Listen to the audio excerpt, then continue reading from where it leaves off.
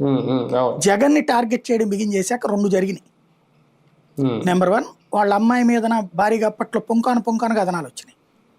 వాళ్ళ ఉమ్, అల్లుడికి బాగా ఇబ్బంది పెట్టారు. అప్పుడు అరబిందో కదా ఇవన్నీ, వాళ్ళని బాగా ఇబ్బంది అవును. పెట్టారు. అవును. తర్వాతన ఉమ్, ఆ ఇబ్బందులు పెట్టడం ఆగిపోయింది.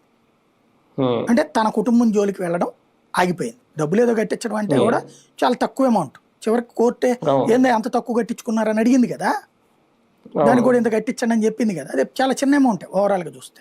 అది ఉమ్, ఉమ్, తద్వారా వాళ్ళ కుటుంబం మీద ప్రెషర్ తగ్గిపోయింది.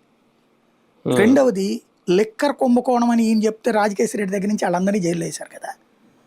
ఉమ్, బాగోదు కాబట్టి ఈయన చెప్పాడు అన్న పాయింట్ మీద ఈయన కూడా నిందితుడిగా పెట్టారుగా. ఏ2నో ఏ3నో ఉమ్, ఎక్కడో 11వ వాడిని 49వ వాడిని 50వ వాడిని అరెస్ట్ చేసి ఈయన ఎందుకు అరెస్ట్ చేయలేదు అదే లిక్కర్ కదా. కేసులో? ఉమ్, అంటే అదే కాంప్రమైజింగ్ కదా. అనినే కదా అక్కడ. ఈయన ఏ5 కదా ఆ, ఇందులో.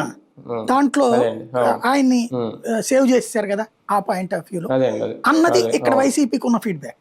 అది అంటే బీజేపీ ఉంది సేవ్ చేసిందనా? ఆ, తెలుగుదేశమే జగన్ సేవ్ ఉంది, చేస్తుంది అనేది. టీడీపీ సేవ్ ఈయన దాన్ని చేస్తుందా? ఏం ప్రొజెక్ట్ చేస్తున్నారు, బీజేపీ నా ఉమ్, వెనకాల ఉంది కాబట్టి అని. అవును. బీజేపీలో చేరడానికి వెళ్ళారు ఈయన.